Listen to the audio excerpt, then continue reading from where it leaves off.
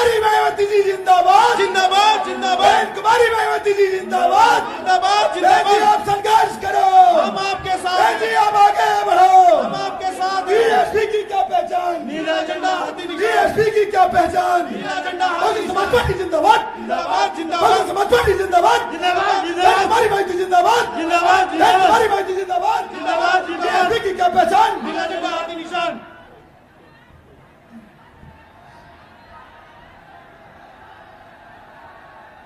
हमारे बीच में बहुजन समाज पार्टी की राष्ट्रीय अध्यक्ष, देश के सबसे बड़े प्रदेश उत्तर प्रदेश की 4 बार मुख्यमंत्री रही, दलितों की, पिछड़ों की, अकलियतों की, साथ साथ सर्व समाज की नेता, हम सब की नेता बहन कुमारी मायावती जी हमारे बीच में आ चुकी हैं। हम इन जन सैलाब से कहते हैं स्वागत करें, इस्तकबाल करें, खैर मकदम करें और जोरदार ताली बजाकर स्वागत करें।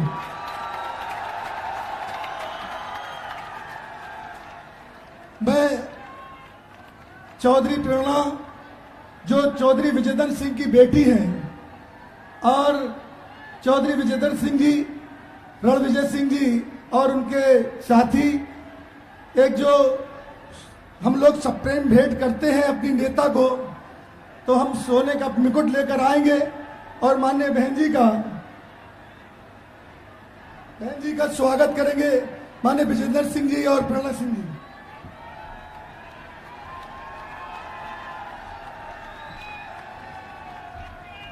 बहुजन समाज पार्टी जिंदाबाद,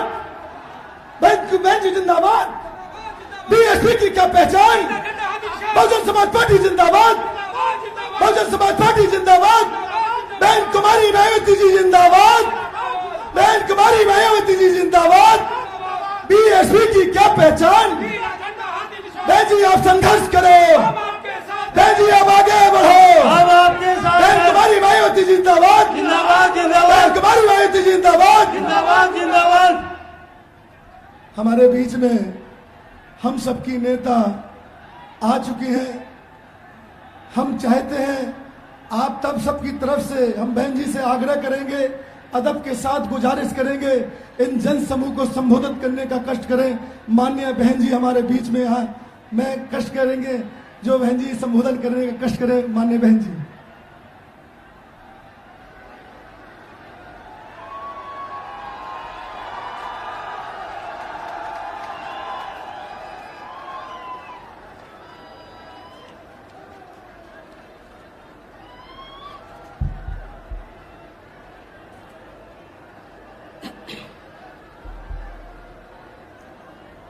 बीएसपी की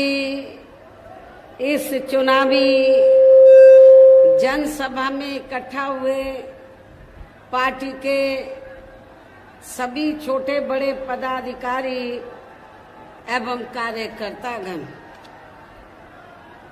आज आप लोग देश में व यहाँ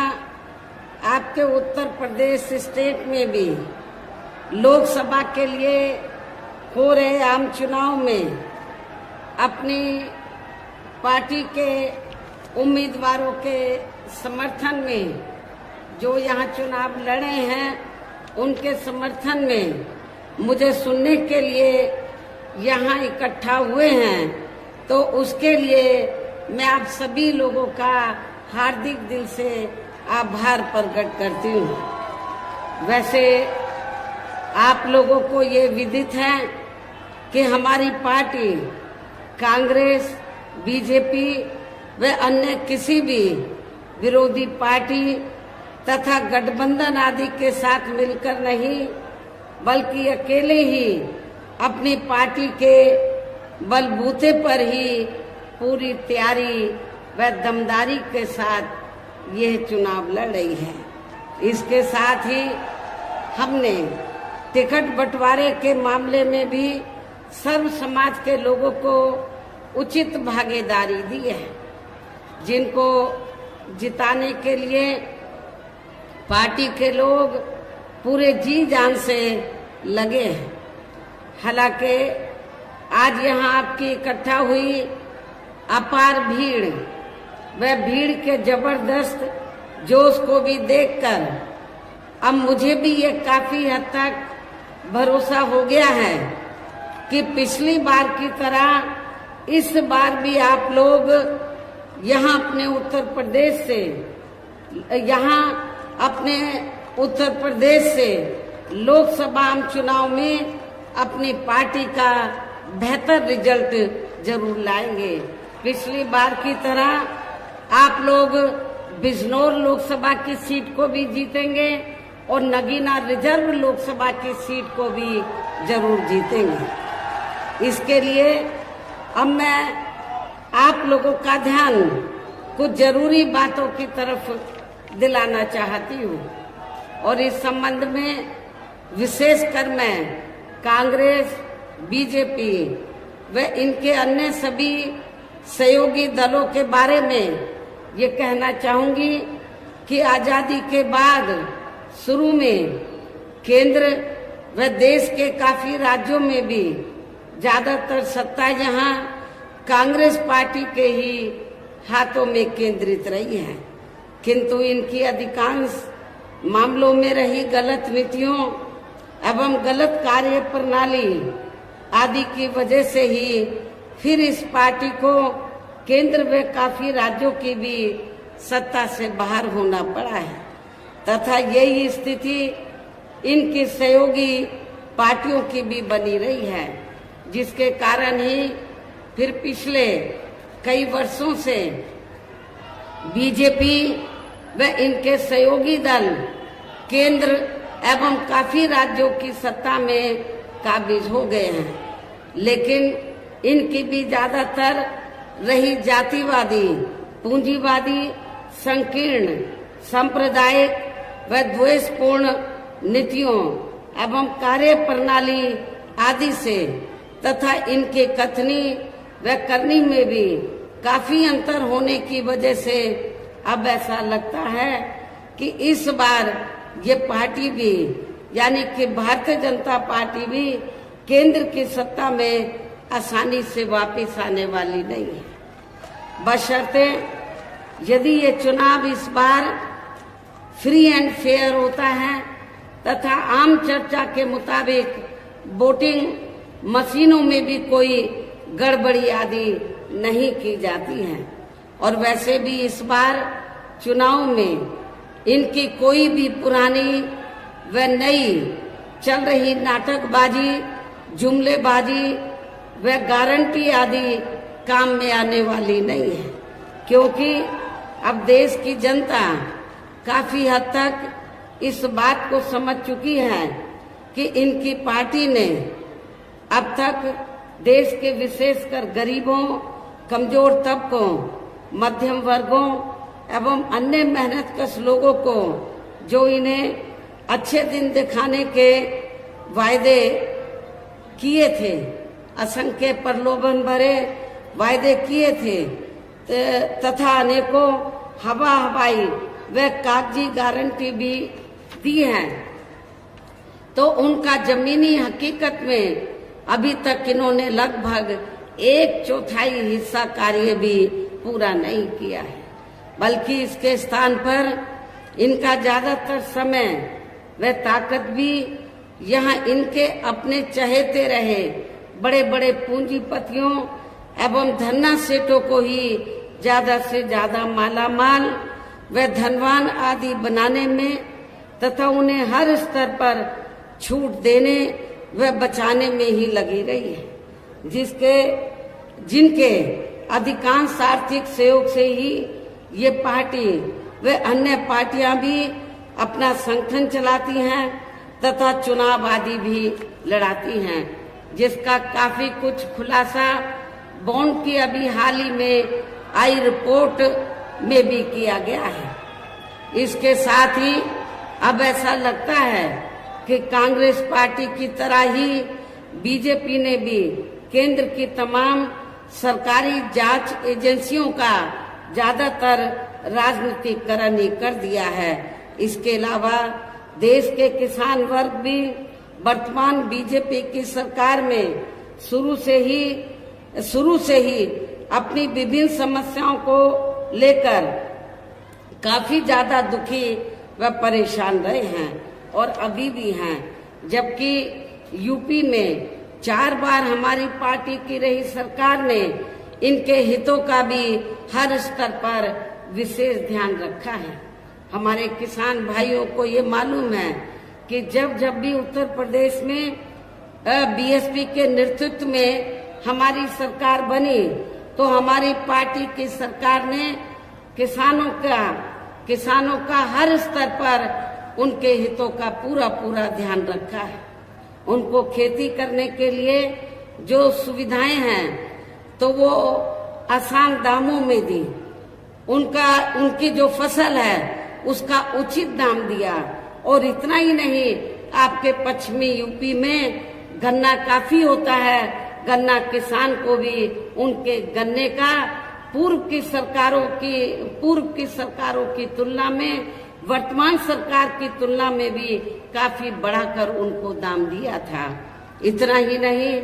बल्कि केंद्र में पूर्व की रही कांग्रेसी सरकार की तरह ही वर्तमान भाजपा सरकार में भी इनकी जातिवादी, हीन, सांप्रदायिक एवं पूंजीवादी सोच व नीतियों के चलते ही पूरे देश में सर्व समाज में से खासकर गरीबों, दलितों, आदिवासियों, पिछड़े वर्गों, मुस्लिम एवं अन्य धार्मिक अल्पसंख्यक समाज के लोगों का भी पूर्ण रूप से विकास व उत्थान आदि नहीं हो सका है। और इस संदर्भ में वैसे आप लोगों को ये मालूम है कि पूरे देश में यहाँ दलितों, आदिवासियों एवं अन्य पिछड़े वर्गों का सरकारी नौकरियों में वर्षों से अधूरा पड़ा आरक्षण का कोटा भी अभी तक पूरा नहीं भरा गया है। विशेषकर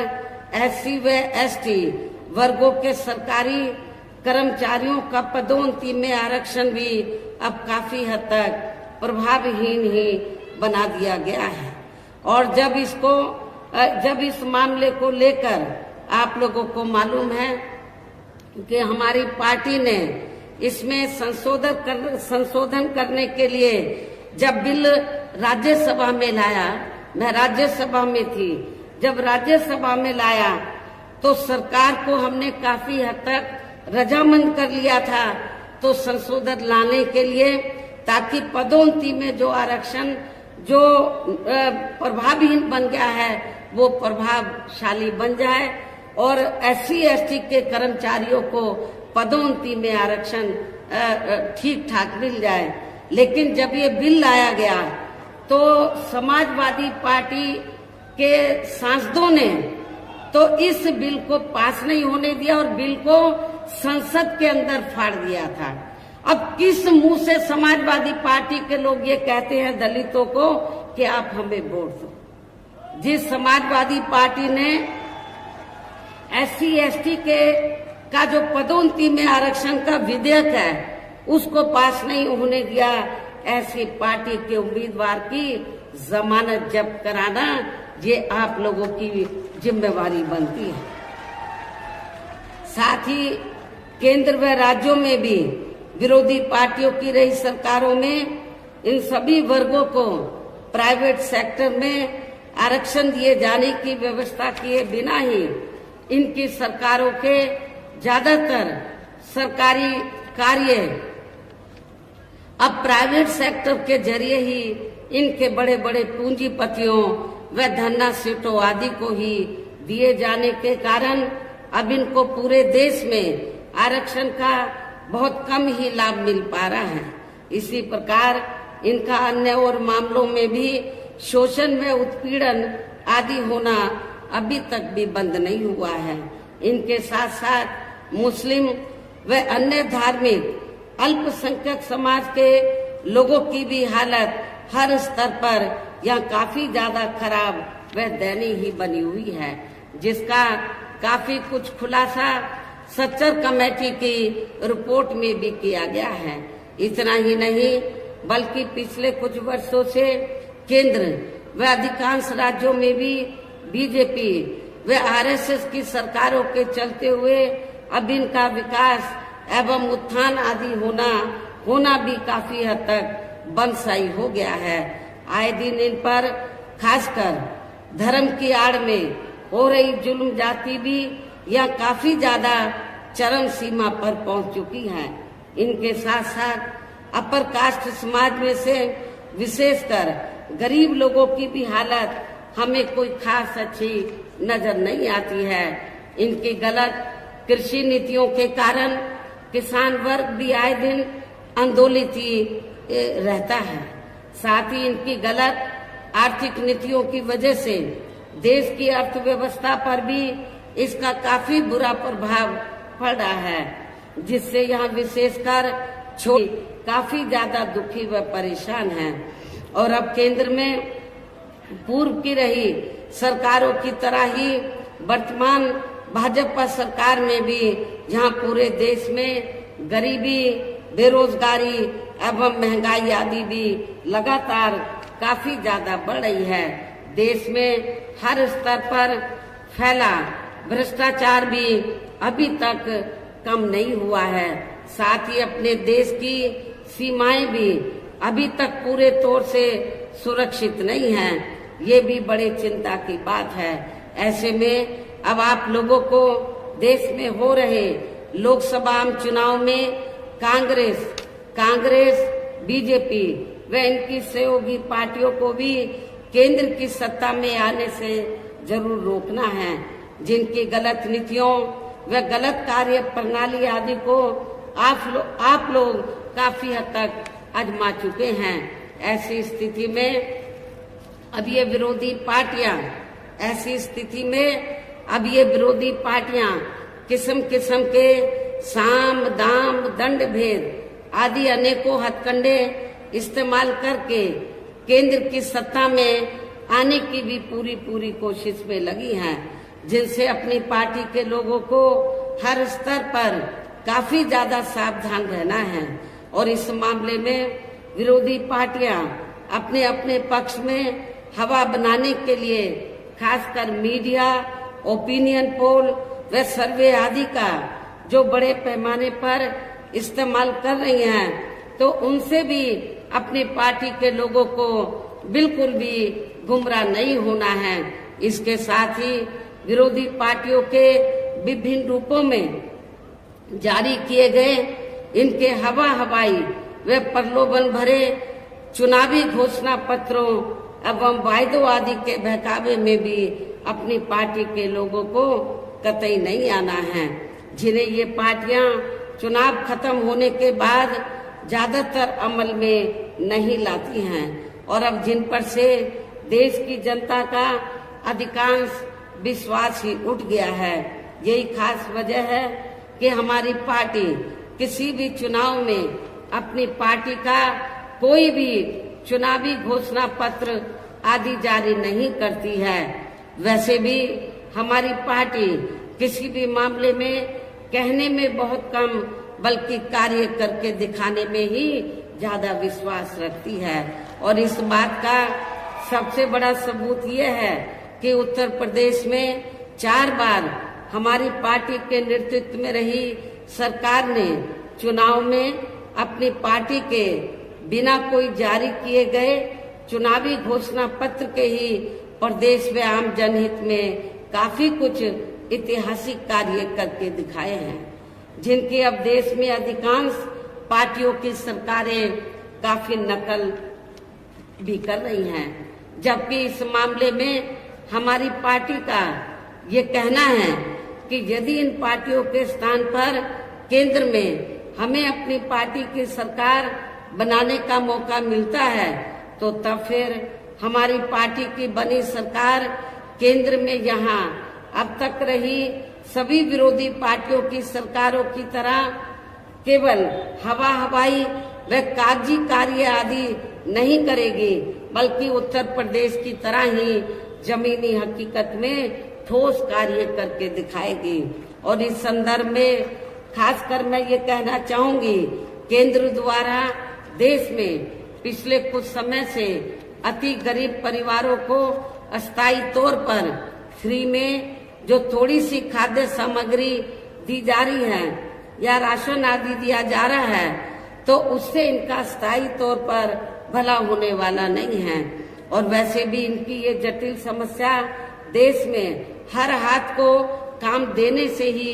केवल दूर हो सकती है, जिसकी तरफ हमारी पार्टी की बनी सरकार विशेष ध्यान देगी। साथ ही देश में पिछले काफी वर्षों से आए दिन बढ़ रही गरीबी, बेरोजगारी व महंगाई आदि से भी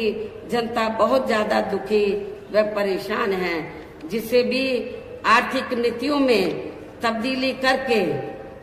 जरूर दूर किया जाएगा। धर्म की भी आड़ में पिछले कुछ वर्षों से खासकर मुस्लिम समाज के लोगों का द्वेष की भावना से जो इनका काफी ज्यादा शोषण व उत्पीड़न आदि किया जा रहा है, तो इसे भी जरूर रोका जाएगा। और ये सब हमने अपनी यूपी की रही सरकार में करके भी दिखाया है। इसके अलावा हमने यूपी में सर्व समाज में से गरीब एवं बेरोजगार लोगों को बेरोजगारी भत्ता आदि न देकर उन्हें बड़ी तादाद में रोटी रोजी के साधन भी उपलब्ध कराए हैं। जो अभी ये कार्य भी ज्यादातर ठंडे ही पड़े हैं, जिनको फिर सरकार बनने पर जरूर प्राथमिकता दी जाएगी। वैसे आप लोगों को इस मामले में ये मालूम है कि जब भी यूपी में मेरे नेतृत्व में सरकार बनी, तो हमने उत्तर प्रदेश में तो गरीब और बेरोजगार लोगों को बिना कोई रिश्वत लिए हुए उनको बड़ी तादाद में रोटी रोजी के साधन दिए हैं। पुलिस भर्ती में जब पुलिस भर्ती हुई थी, तो आपके पश्चिमी यूपी से तो काफी लोगों को भर्ती किया गया, और खास तौर से हमने बिना कोई पक्षपात के, बिना कोई जाति देखे हुए जो भी इसमें काबिल था, जो भी इस पोस्ट के लिए काबिल था, उनकी हमने भर्ती की। आपके पश्चिमी यूपी से बड़े पैमाने पर हमारे जाट जो बच्चे हैं, उनकी भी बड़ी तादाद में भर्ती हुई थी। वैसे तो अन्य समाज के लोगों को भी मौका मिला, लेकिन उन्हें भी मौका दिया गया। कहने का तात्पर्य यह है कि देश में इस समय हो रहे लोकसभा आम चुनाव में विरोधी पार्टियों के जारी किए गए उनके हवाई व प्रलोभन भरे चुनावी घोषणा पत्रों आदि के बहकावे में अब यहाँ खासकर देश के अति गरीबों, मजदूरों, बेरोजगारों एवं अन्य जरूरतमंद लोगों को बिल्कुल भी नहीं आना है। और अब इन्हें ऐसी सभी विरोधी पार्टियों को हर हालत में केंद्र की सत्ता में आने से जरूर रोकना है, जिनकी कथनी व करनी में काफी अंतर रहा है तथा जिन्हें ये लोग बरसों से आजमा भी चुके हैं। ऐसे में अब मेरा यही कहना है कि आप लोगों को अपने खुद के व अपने प्रदेश एवं देश के भी हित में, अपने क्षेत्र के भी हित में अपने वोटों को यहाँ कांग्रेस, बीजेपी व अन्य विरोधी पार्टियों को न देकर केवल अपनी एकमात्र हितैषी पार्टी बहुजन समाज पार्टी को ही देना है। जो ये पार्टी उत्तर प्रदेश की तरह ही केंद्र में भी अपनी पार्टी की सरकार बनने पर फिर पूरे देश में यह अपनी पार्टी की सर्वजन हिताय व सर्वजन सुखाय की नीतियों पर आधारित ही सरकार चलाएगी। इसके साथ साथ केंद्र से जुड़ी आपके क्षेत्र की जो भी यहाँ स्थानीय समस्याएं होंगी, तो उन्हें भी फिर दूर करने का हर संभव पूरा प्रयास किया जाएगा। साथ ही यहाँ गरीबों, मजदूरों, बेरोजगारों, कर्मचारियों, किसानों, छोटे व्यापारियों एवं अन्य मेहनतकश लोगों के हितों का भी विशेष ध्यान रखा जाएगा। सर्व समाज में से खासकर दलितों, आदिवासियों, पिछड़े वर्गों, मुस्लिम व अन्य धार्मिक अल्पसंख्यक समाज के लोगों के विकास एवं उत्थान के साथ साथ हर स्तर पर इनकी सुरक्षा आदि के लिए भी सख्त कदम उठाए जाएंगे। और तभी फिर यहाँ वास्तव में अपने देश के महान संतों, गुरुओं व महापुरुषों में भी विशेषकर महात्मा ज्योतिराव फूले, श्री छत्रपति शाहू जी महाराज, श्री नारायण गुरु, बाबा साहब डॉक्टर भीमराव अंबेडकर एवं मान्यवर श्री कांशीराम जी, चौधरी चरण सिंह जी का भी सपना, अधूरा रहा सपना, जरूर साकार हो सकता है, जिनको यूपी में हमारी पार्टी की रही सरकार द्वारा हर स्तर पर पूरा पूरा आदर सम्मान दिया गया है। और आप लोगों को मैं भी यहाँ ये भी बताना चाहती हूँ कि जब हमारी पार्टी की बनी सरकार ने, और खास तौर से चौथी बार जब पूर्ण बहुमत की सरकार बनी और हमने उत्तर प्रदेश में दबे कुचले लोगों के हितों में, वैसे तो सर्व समाज के हितों का हमने पूरा पूरा ध्यान रखा था, लेकिन दबे कुचले लोगों के हितों में जब हमने कुछ जरूरी व ठोस कदम उठाए तो ये विरोधी पार्टियों को अच्छा नहीं लगा। और खास तौर से जब हमने अपने संतों, गुरुओं और महापुरुषों को विभिन्न रूपों में आदर सम्मान दिया, उनके नाम से स्मारक बनाए, उनकी प्रतिमाएं लगाई, संग्रहालय बनाए, ये सब अच्छा नहीं लगा। और नतीजा क्या हुआ? तो तब फिर चाहे कांग्रेस हो, बीजेपी हो, सभी पार्टियों को ये लगा कहीं ऐसा ना हो, अभी तो बीएसपी देश के सबसे बड़े प्रदेश उत्तर प्रदेश में सत्ता पर काबिज हुई है, कहीं केंद्र की सत्ता में बीएसपी काबिज ना हो जाए। बीएसपी अभी तो यूपी में काबिज हुई है, कहीं वो केंद्र की सत्ता में ना काबिज हो जाए। तो बीएसपी को रोकने के लिए आप लोगों को मालूम है, तब फिर सभी विरोधी पार्टियों ने अंदर अंदर मिलकर तो बीएसपी का जो बेस वोट है, दलित वोट, तो उसको बांटने के लिए, उसको कमजोर करने के लिए, बीएसपी को कमजोर करने के लिए, तब फिर सभी विरोधी पार्टियों ने दलितों में, आदिवासियों में, पिछड़ों में जो स्वार्थी किस्म के लोग हैं, जो बिकाऊ किस्म के लोग हैं, उनको मैनेज करके तोड़कर तो विरोधी पार्टियों ने तो काफी संगठन बना डाले, काफी छोटी छोटी पार्टियां बना डाली। और किस लिए कि जब चुनाव हो पार्लियामेंट असेंबली का, तो बीएसपी को चुनाव हराने के लिए, इनका वोट बांटने के लिए, तो जो छोटे छोटे संगठन पार्टियां बनाई हैं, तो उनके माध्यम से वो बीएसपी के कैंडिडेट को हराने के लिए तो वो अपने उम्मीदवार खड़े करवा देते हैं, तो ताकि दलितों का वोट बढ़ जाए। ऐसा हमें आपके नगीना सुरक्षित लोकसभा की सीट पर भी देखने के लिए मिल रहा है। इसलिए मेरा आप लोगों से ये कहना है, ये जो छोटे छोटे संगठन बने हैं, छोटी छोटी पार्टियां बनी हैं, इनका कोई मकसद चुनाव जीतना नहीं है। इनका मकसद बीएसपी का जो बेस वोट है, दलित वोट, उसको बांटकर तो बीएसपी के कैंडिडेट को हराना है और दूसरी पार्टियों को जिताना, ये इनका केवल मकसद है। इसलिए मेरा खास तौर से दलित वर्ग के लोगों से ये कहना है कि आप लोगों को अपना वोट ऐसे संगठन, ऐसी पार्टियों को एक भी नहीं देना है। यदि एक भी वोट दे दिया तो फिर इसका फायदा दूसरी जातिवादी पार्टियों को मिल जाएगा। इसलिए आप लोगों को एक एक वोट आप लोगों को बहुजन समाज पार्टी के उम्मीदवार को देना है। इसी प्रकार आप लोगों को जो बिजनौर लोकसभा की सीट है, यहाँ से भी हमने जाट समाज से तो अपने उम्मीदवार को चुनाव के मैदान में उतारा है।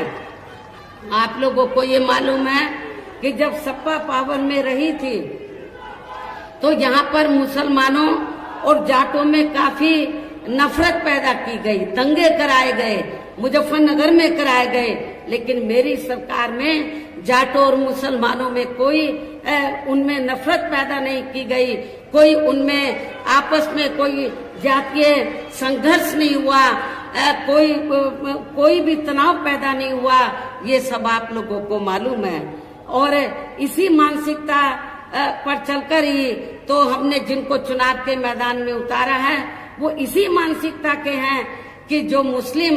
और जो जाट समाज है, जो पूर्व में यहाँ नफरत पैदा की गई, उसको भाईचारे में तब्दील किया जाए। इसी मानसिकता के हमारे उम्मीदवार है। इन्हीं खास बातों के साथ ही अब मेरा देश में आपके स्टेट के भी हित में यही कहना है कि हमारी पार्टी ने आपकी बिजनौर लोकसभा की सीट से चौधरी विजेंद्र सिंह, जो आपके सामने यहाँ खड़े हैं, और इसी जिले में दूसरी सीट है नगीना सुरक्षित लोकसभा की सीट, तो यहाँ से हमने एडवोकेट श्री सुरेंद्र पाल सिंह को चुनाव के मैदान में उतारा है, जो यहाँ आपके सामने मंच पर मौजूद भी हैं। तो उन्हें आप लोगों को जरूर कामयाब बनाना है, जिसके लिए यहाँ पार्टी के सभी स्तर के छोटे बड़े पदाधिकारी व कार्यकर्ता आदि पूरे जी जान से लगे हैं। और अब आप लोगों को